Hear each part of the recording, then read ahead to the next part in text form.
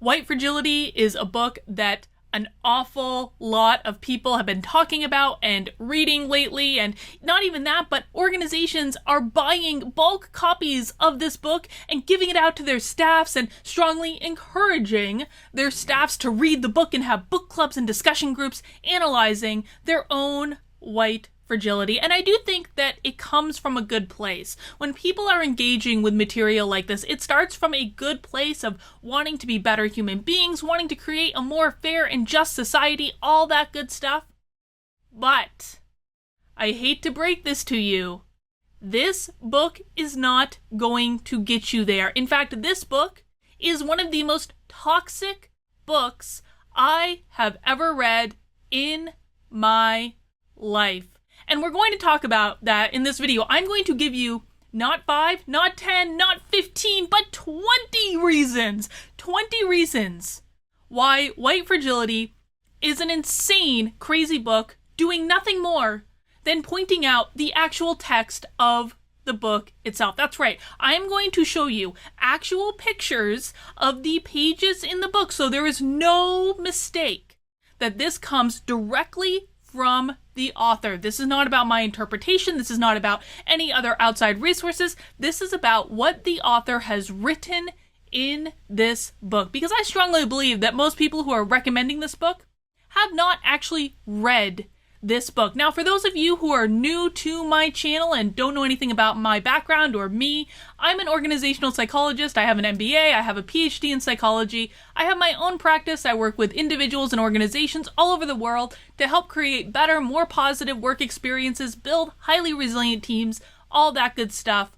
And I am very, very, very concerned about the potential impact of this cursed book on the workplace. That's why I am talking about it. That's why I believe this is very important. And that's why I spent 2 days reading and analyzing and fact-checking every part of this book to make sure I understood it so that I can answer your questions and explain to you why this book is a toxic piece of nonsense. And I promise you, by the end of this video, I will absolutely prove to you that this book is toxic and racist, and the author is not much better. But before we get into that, listen folks, I'm trying to grow the channel. If you like what I'm doing, please make sure you subscribe, turn on those notifications. If you think you're subscribed, just double check for me because YouTube may have made that decision for you. All right, let's dig into it. And what I've done is I've got a series of screen caps, or actually photos that I took with my phone, of the actual physical book. And I'm not going to do these in order of insanity, although it does crescendo to a nice level of insanity at the end. But what we're going to do is we're going to go through 20 crazy things starting at the beginning of the book and working our way to the end. And so the first thing we have is on page 25, and this is Robin DiAngelo essentially saying that her entire field of study, because she is a whiteness studies professor. That is what her PhD is in, I believe. Whiteness studies. This is basically Robin DiAngelo saying that her entire field of study is based on the idea that white people are the norm and black people are a deviation. And I should say, just to give this overall context for what we're going to talk about, in the book White Fragility, Robin DiAngelo focuses exclusively on the white-black relationship. That's it. She does not talk about Latinos. She does not talk about Asians. She does not talk about Native Americans. She does not talk about Indians. She does not talk about any other group except white people and black people. She actually says it in the book. So that's why the focus is going to be white versus black, because that's how she wrote the book. This is on page 25. Whiteness rests upon a foundational premise: the definition of whites as the norm or standard of human, and people of color as deviation from the norm. That is the premise on which her entire field of study is based. That whites are normal, and people of color, or in this case, black people, are a deviation from normal. Now, to me, that sounds incredibly racist, and is not something that I would base any thought or strategy or theory on. It just isn't. That's an incredibly racist thing to say. Let's keep going. This is on page 27, in which she says that Barack Obama supported racism. Although, actually, we'll start at the beginning. Ruth Frankenberg, a premier white scholar in the field of whiteness studies, describes whiteness as multidimensional. The dimensions include a location of structural advantage, a standpoint from which white people look at themselves, at others, and at society, and a set of cultural practices that are not named or acknowledged. To say that whiteness is a location of structural advantage is to recognize that to be white is to be in a privileged position in society and its institutions, to be seen as an insider, and to be granted the benefit of belonging. This position automatically bestows unearned advantages. Whites control all major institutions of society and sets the policies and practices that others must live by. Again, that's her premise.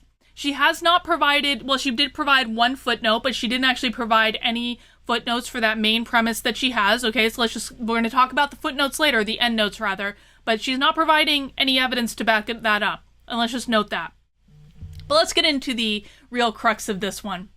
Although rare, individual people of color may be inside circles of power. So the whole thing with this ideology is that white people control the systems of power, and that's why all white people are white supremacists. But she's saying, but occasionally a black person will ascend to a position of power, or a person of color. Although rare, individual people of color may be inside circles of power, Colin Powell, Clarence Thomas, Marco Rubio, Barack Obama, they support the status quo and do not challenge racism in any way significant enough to be threatening. So Barack Obama supported racism in the world of Robin DiAngelo. Let's keep going. Page 34, this is it basically builds off that last one that we just saw.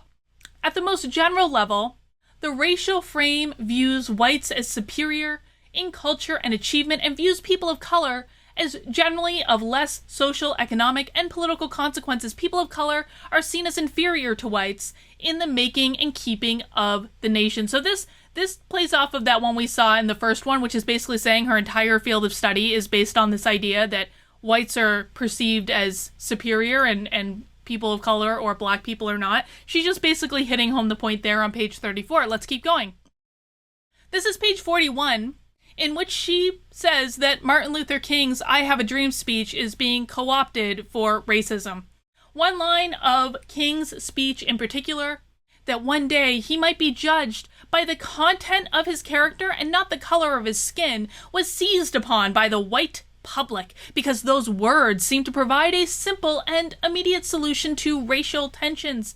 Pretend that we don't see race and racism will end. Colorblindness, which now promoted as a remedy for racism, and white people insisting they don't see race, or if they did, it has no meaning to them. So colorblindness is one of the key sins that white people can commit in the land of Robin DiAngelo, but she's changed the definition of colorblindness because traditionally what colorblindness means is that I'm not going to treat you differently because of your race. That's what I learned growing up. I don't know about you. That's what I learned growing up, that you do not treat people differently because of the color of their skin, and that is traditionally what colorblindness means. Now, people like Robin DiAngelo know that, and so what they've changed the definition to, because they do this all the time, they change definitions of words that are not convenient for them.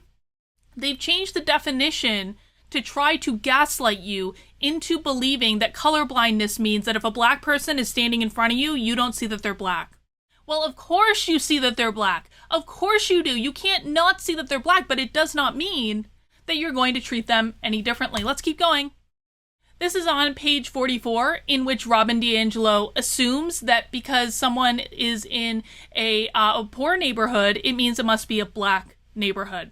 Consider a conversation I had with a white friend. She was telling me about a white couple she knew who had just moved to New Orleans and bought a house for a mere $25,000. Of course, she added immediately. They also had to buy a gun, and Joan is afraid to leave the house. I immediately knew they had bought a home in a black neighborhood. Why is Robin DiAngelo immediately jumping to the idea that it's a black neighborhood? Could it be her own racist tendencies? This is something we're going to see coming up time and time and time again. Listen, let's talk about projection for a second. Projection is the idea, when people are projecting onto other people, generally what's happening is there's something bad that they've identified inside themselves, something that makes them uncomfortable, something that creates cognitive dissonance. If I'm a good person, that means I can't be racist, right? What I believe is happening throughout this book is Robin DiAngelo was brought up probably, and she kind of writes about this in the book actually, in a very sheltered white existence where she wasn't really exposed to many people of color, and so she may have developed some racist tendencies. And in this book, I believe it is a full confession of her own racism. She has identified in herself through reflection or study or whatever the heck, she has identified these tendencies within herself, that she has racist tendencies, that she has racist inclinations. But when we're projecting onto other people, it's because we're uncomfortable identifying negative things about ourselves. And it is much, much, much easier to project those negative things onto other people, to say, you think this too, and then you attack it in the other person, because it is much easier to attack something in another person than it is to attack it within yourself. So this is an example of Robin DiAngelo projecting her own racism onto other people. And if you don't believe that Robin DiAngelo is a racist yet, you're going to by the end of this video, based on her own words. Let's keep going. Page 51, this is where Robin DiAngelo states that she has been racist since the womb. Indeed, the forces of racism were shaping me before I took my first breath.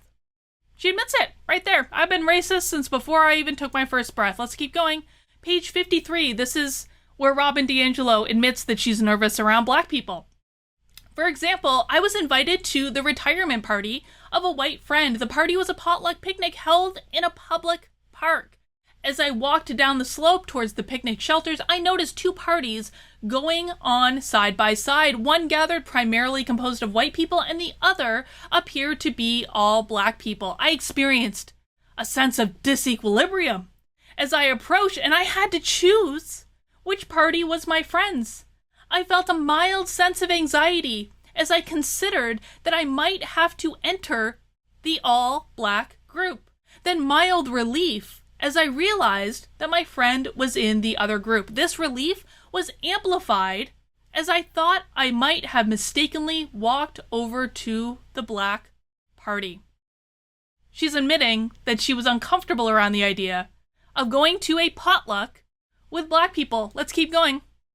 This is on page 69, where Robin DiAngelo admits that she was raised as a white supremacist.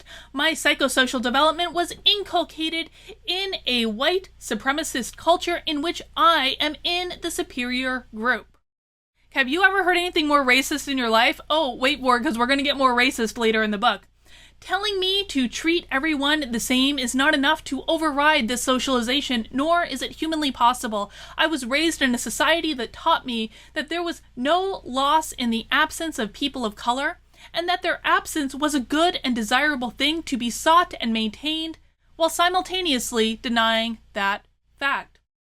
This attitude shaped every aspect of my self-identity, my interests, and my investments, what I care about or don't care about, what I see or don't see, what I am drawn to and what I am repelled by, what I take for granted, where I can go, how others respond to me, and what I can ignore.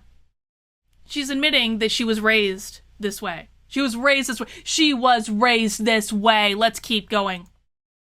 This is on page 80, in which Robin DiAngelo says that she doesn't really believe that white people have Black friends. Well, the implication that a racist could not tolerate knowing, working next to, or walking among people of color is rather ridiculous. The sad fact is, many white people have no cross-racial friendships at all.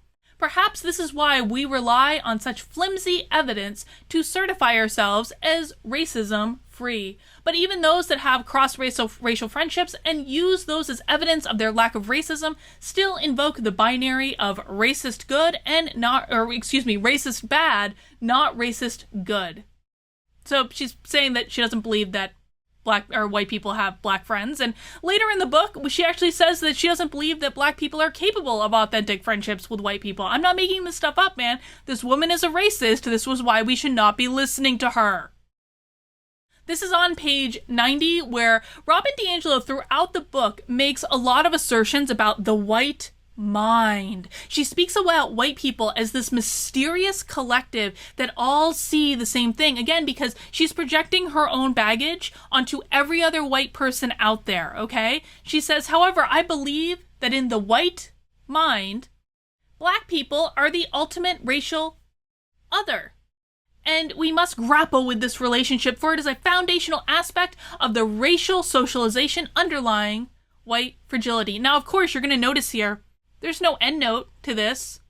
She's not backing this up with research at all, and most of the assertions she makes in her book, there is zero evidence to support it. Zero. And I'm going to prove that at the end of the video, but we're going to keep going.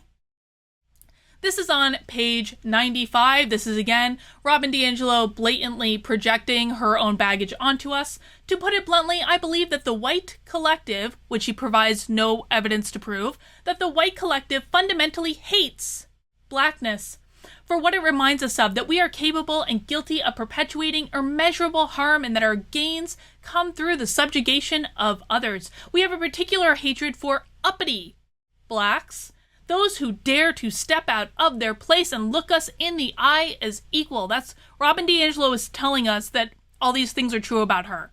That's what she's doing. That's what this entire book is her projecting her own baggage onto us. This is on page 108, in which Robin DiAngelo follows up on her comment about her being racist from the womb and says that all children, by the time they're in preschool, are raised to be white supremacist.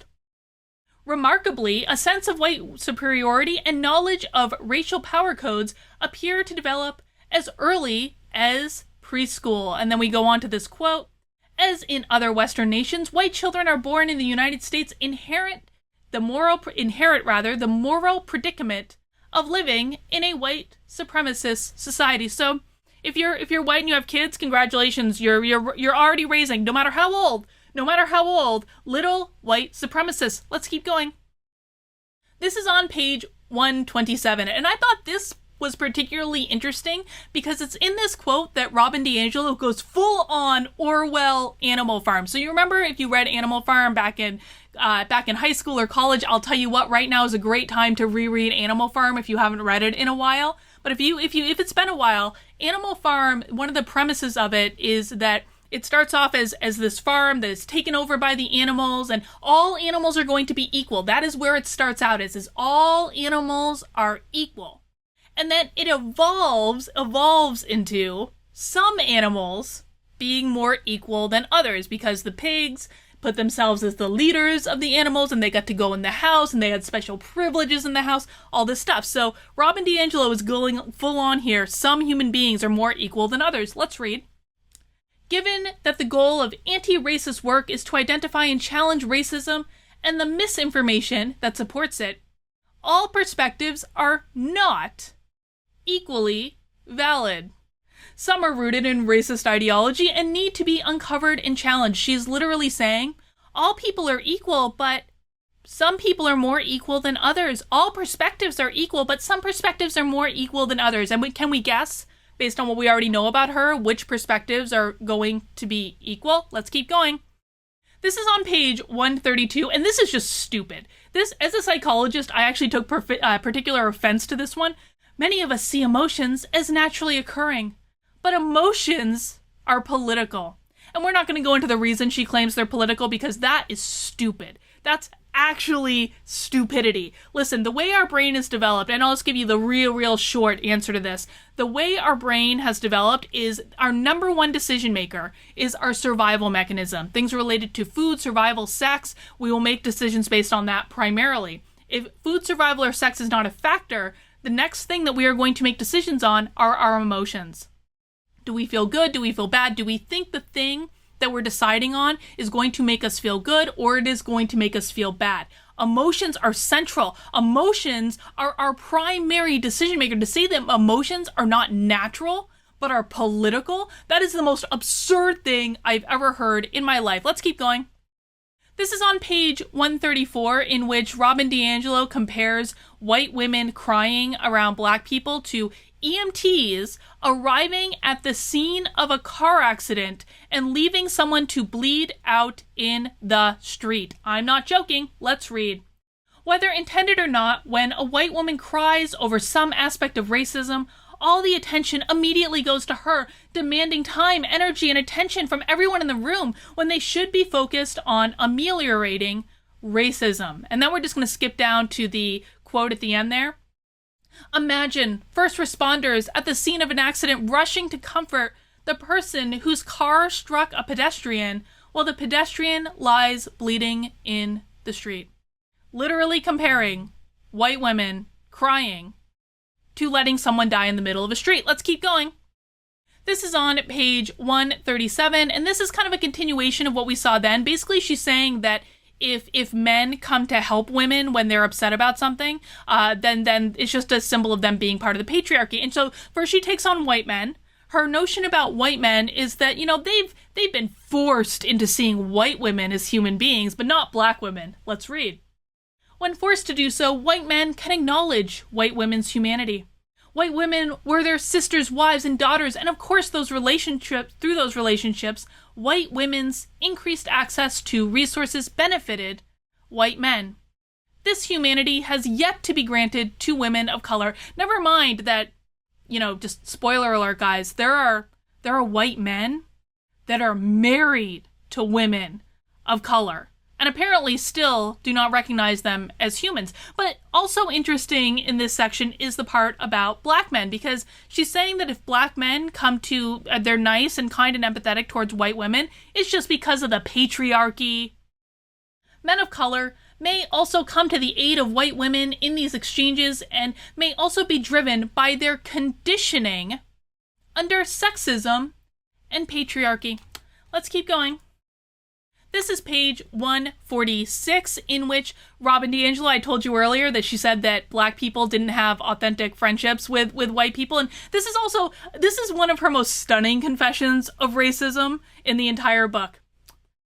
Many people of color have assured me, I'm going to start again. Many people of color have assured me that they will not give up on me despite my racist patterns. They expect that I will have racist behavior given the society that socialized me. And then she goes on, what they are looking for is not perfection, but the ability to talk about what happened, the ability to repair. Unfortunately, it is rare for white people to own and repair our inevitable patterns of racism. Thus, relationships with white people tend to be less authentic for people of color. Let's keep going. This is on page 149, and we're going to look at page 149, and this continues on to page 150 on the next screen. So we're going to read these together, where she's basically saying it is impossible for white people to not be white supremacist, and really the goal of white people should be to be, I'm not joking, less white.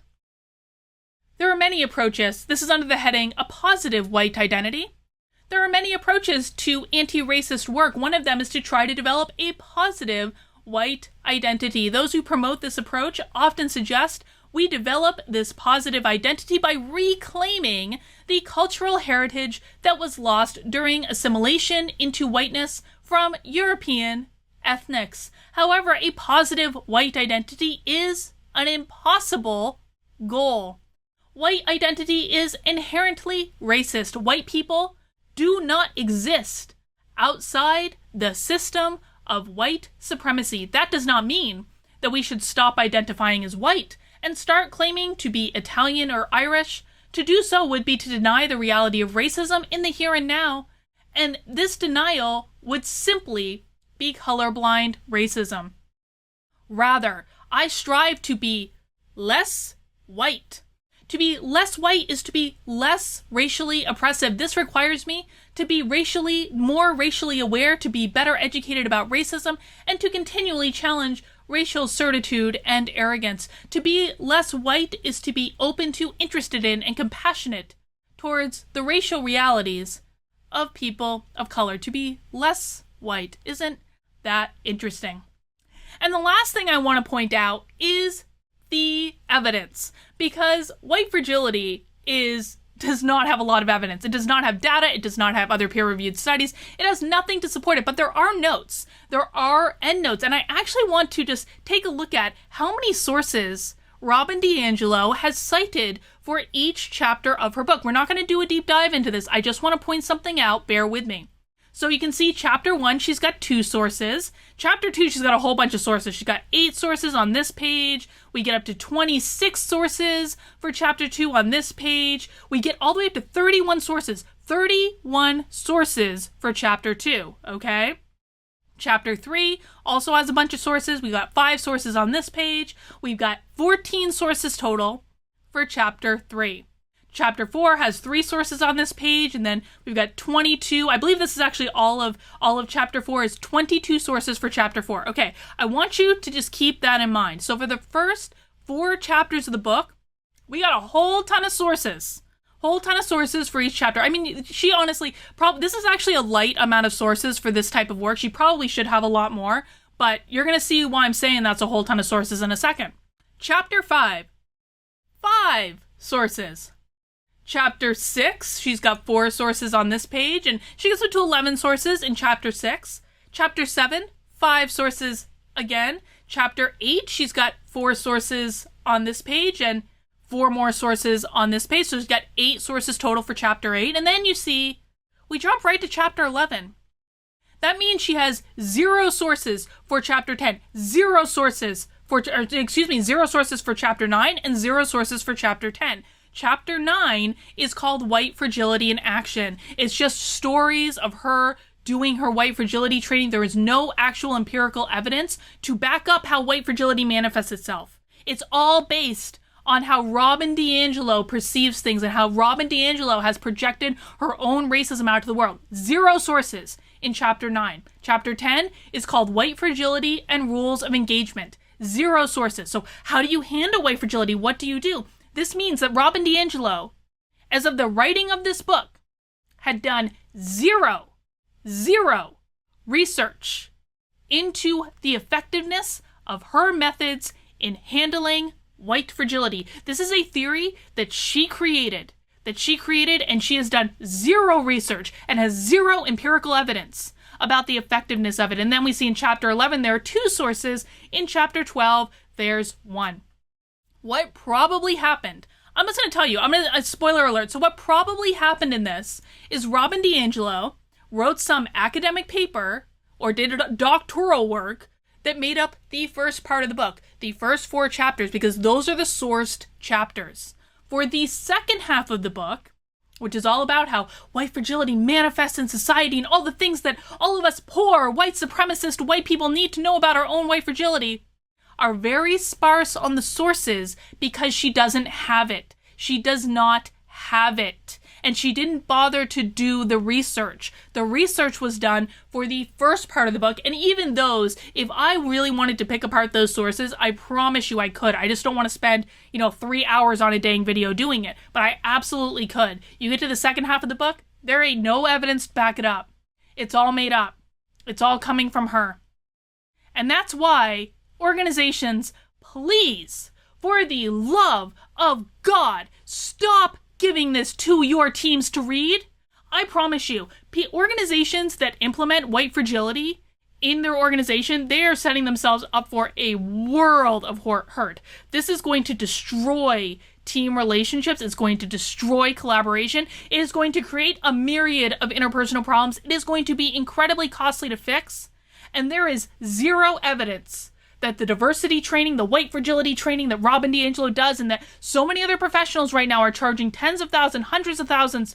The U.S. government has paid $5 million. $5 million of taxpayer money for this training in the U.S. government, and there is 0 evidence, 0, that it is actually effective. And if you're looking for the source on that, it's Chris Rufo. He's real Chris Rufo on Twitter. He's actually got government documents from the U.S. Treasury that show that the U.S. government paid $5 million for this training. 0 evidence it's effective. So, that's why we should not be looking at white fragility. Listen, I think there are wonderful diversity trainers out there that really are, that don't buy into this bullshit. My issue is not necessarily with diversity and inclusion initiatives. I think there are absolutely ways to do it well and to make sure it is a true diversity initiative, not just about skin color or gender, but is about every aspect of diversity, including diversity of thought, diversity of approach, things like that. These things are necessary. We need to be able to work well together, and we need to be able to collaborate. We need to create working environments in which people have equal access to opportunity, and things that they cannot control, like their skin color, their gender, their sexual orientation, their gender identity, those things are not going to hold them back from career success. These are necessary conversations to have. They are real conversations to have. White fragility is not real. It is made up. And people need to stop passing this book along as though it is the gospel truth, because it is a horrible, toxic book that is going to steer you on a completely ineffective path. And I think I've proven that. If you want more evidence, leave a comment below and you tell me what more you need, man, and I will do my very, very best.